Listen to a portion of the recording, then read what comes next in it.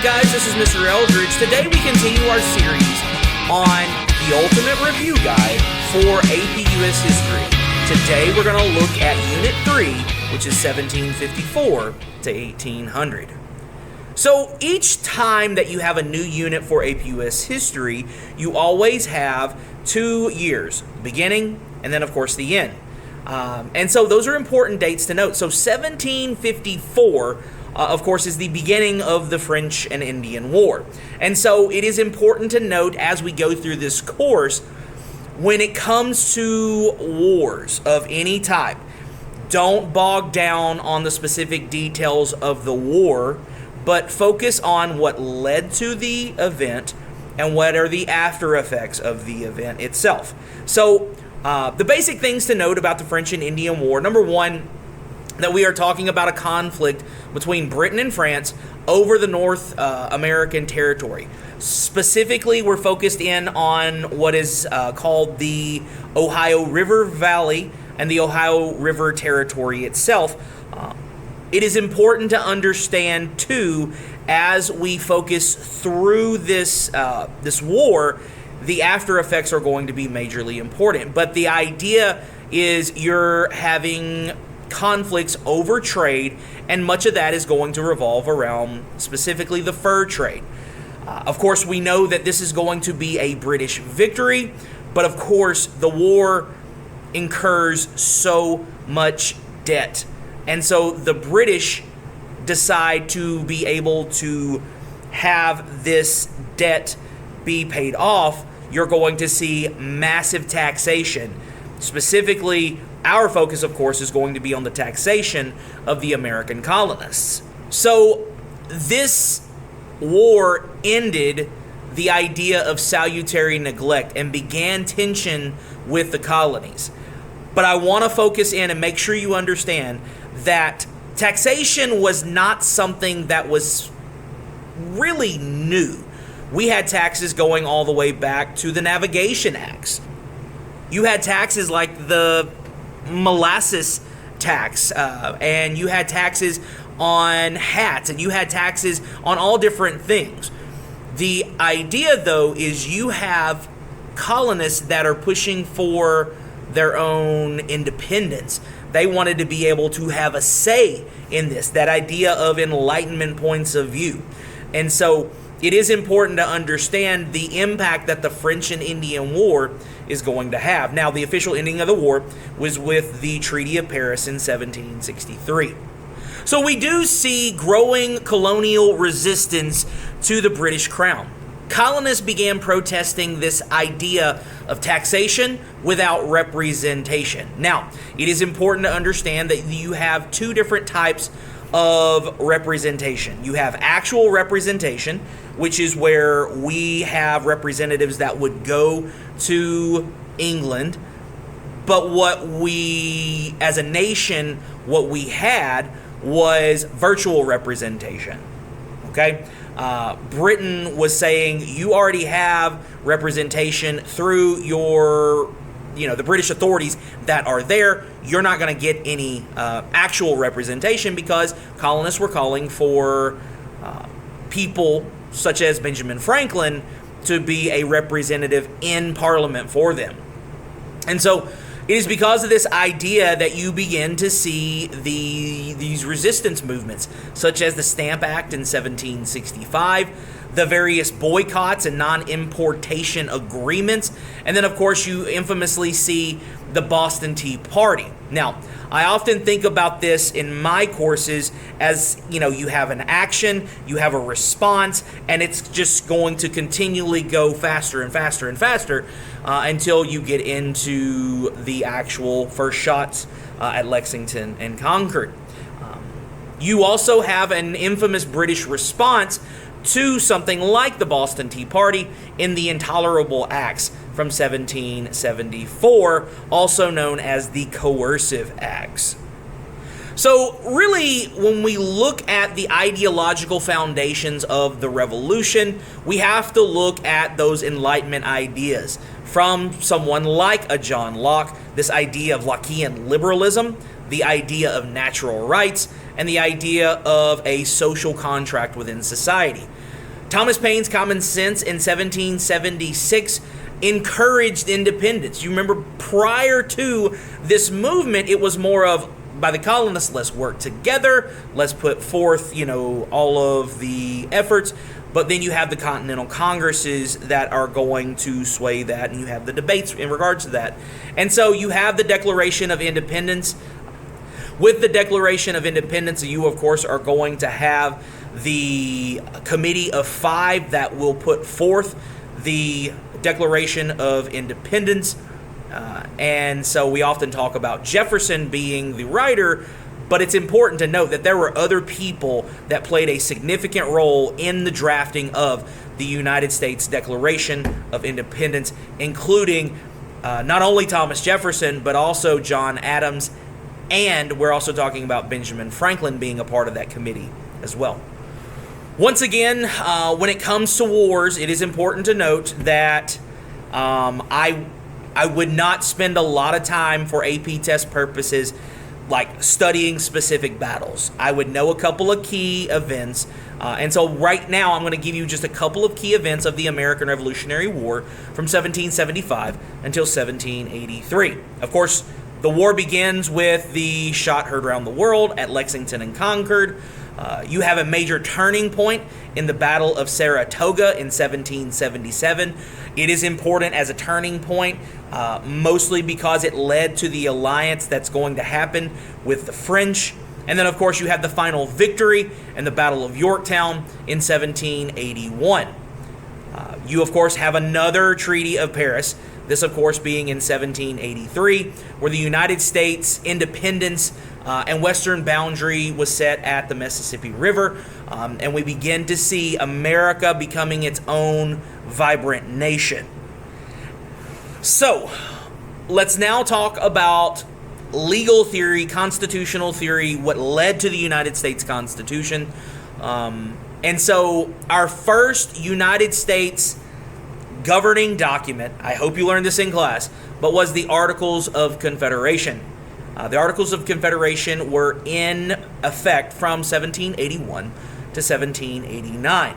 It was the first U.S. governing document, and it was intentional that the writers, the Articles of Confederation, wanted to have a weak, centralized government. The strength of this document, of course, is going to be the creation of the Northwest Ordinance in 1787, which, of course, is going to ban slavery in the Northwest Territory, which is outlined through the statehood process. The weaknesses, of course, there's no power to tax, there's no national army. Every state is kind of its own independent ideology, its own thing, and so it becomes where if something happens in an opposing state or opposing territory, no one really has any governing idea on how to deal with that situation. And much of that is going to be exposed during Shays' Rebellion in 1786. Check out the video if you have not seen the Shays' Rebellion video to get more information in regards to that. So, the Constitutional Convention is going to occur in the summer of 1787. Its goal initially was to revise the Articles of Confederation. James Madison, being one of the leaders there early on, saw that the Articles were just so weak that there needed to be a new document, a new governing document. And during that summer in 1787 in Philadelphia, you're going to have the writing of this new Constitution. It is critical to understand that there must be compromises throughout. That way you can get, Federalists involved with this. You can get your Anti-Federalists involved. You can get Northerners. You can get Southerners. So compromise must take place throughout. Of course, some of the big compromises are going to be the bicameral legislation that's going to be passed, where we're going to have two houses, a House and a Senate.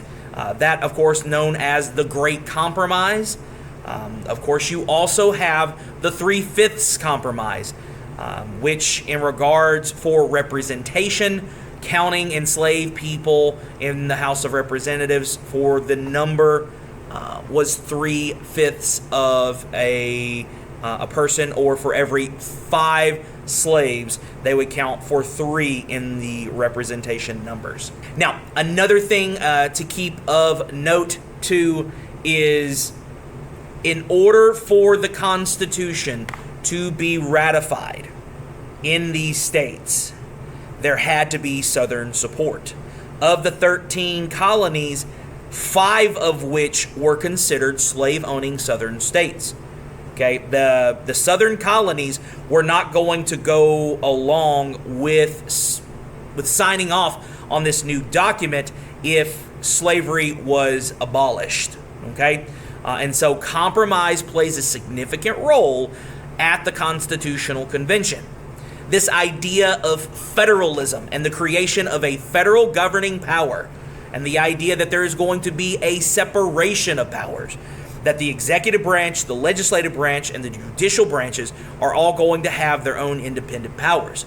The idea that the federal government is going to have that idea of supremacy, that state law cannot override the federally mandated law, is crucial in the protection of this document being the document that we know of it as today. Of course, in the ratification, all right, so you have the signing of and the finalization of the document on September 17th, 1787. But as you noticed, I hope you noticed this, but the Articles of Confederation were around until 1789. Just because we have this new document does not mean that you actually have an actual finalization, because it has to go to the states, and 3/4 of the states had to agree, and that's going to take 2 years, from 1787 to 1789, for that to happen. And so this is why you have the infamous Federalist Papers by Alexander Hamilton, James Madison, and John Jay supporting the ratification of this document. These infamous Federalists wanting to have the ratification of this new Constitution. The Anti-Federalists, of course, are going to demand that individual protections are going to be there, and so they're going to call for a Bill of Rights, which, of course, was added in 1791. And so that leads us to the first presidential administration in American history, that, of course, of George Washington. George Washington was president of the United States as a Federalist from 1789 to 1797. Of course, he not really being a part of either political party, but if you want to associate him with a political party, of course, we associate him as a Federalist. The Washington administration did a few things. Number one, it set precedents. Today we have the precedent of 2 terms and various cabinet level positions. Those weren't really solid in stone until we get to the Washington administration. Of course, his administration, his Secretary of the Treasury is, of course, going to be Alexander Hamilton. And Hamilton is known, of course, as the Treasury Secretary for his financial plan. This idea of a national governing bank, the assumption of states' debts, and, of course, the infamous protective tariffs. During the Washington administration, you, of course, are going to see the rise of the very first political parties. And most of the time when we associate the Federalists during the 1790s, that is associated, of course, with Alexander Hamilton. Alexander Hamilton calling for a strong central government. The idea that the government is going to be somewhat neutral in its ideologies, but strong central government nonetheless. Democratic Republicans, on the other hand, which are going to be led by Thomas Jefferson, they wanted the ideas of the Articles of Confederation, if you will, the idea of states' rights, the idea of a Bill of Rights. And of course, when it comes to the wars between Britain and France, we have to understand that, like, the Federalists are typically going to support the British, and then the Democratic Republicans are traditionally going to support the French. In Washington's farewell address, he really talks about this idea of warning against political parties and foreign entanglements. And it's one of the most important farewell addresses in all of American history. Because Washington, going back to 1793, he firmly believed in this idea of neutrality. Of course, the infamous Neutrality Proclamation from 1793. Not isolation, but specifically his focus, of course, is going to be on neutrality. We are going to remain neutral. We are not going to take sides on either one, whether we were going to support the French, whether we were going to support the British. Finally, to end Unit 3, we are going to talk about the John Adams presidency. Of course, John Adams, 1797 to 1801. He is a Federalist, and he is from the state of Massachusetts. Now, there are three big things that you have to understand about the Adams presidency. The first, of course, being the infamous XYZ affair in 1797. This led, of course, to tensions with France and the creation of what we know today as the Quasi-War. There were a lot of people that were ardently against this XYZ affair, ardently against a lot of the incoming immigrants coming in. And so you have the passage of the Alien and Sedition Acts from 1798. This, of course, is going to restrict speech and immigration. This, of course, is going to anger Democratic Republicans, and this notion of a Virginia and Kentucky resolutions will be passed as a reaction to this by Jefferson and by Madison. And so the ending of Unit 3 focuses, of course, on the election of 1800 between Thomas Jefferson, John Adams, Aaron Burr, and then, of course, John Jay was in there as well. There was no decisive winner, and so for American history, if there's no decisive winner, of course, it goes to the House of Representatives. And so as we go into Unit 4, Thomas Jefferson, of course, is the President of the United States, and we have a brand new administration, and we move into the early Republic. Hey, thanks so much for paying attention to this video. If you have not subscribed to this channel, please go ahead and do so now. Make sure you share this with your friends. Thanks so much. See you later. Bye.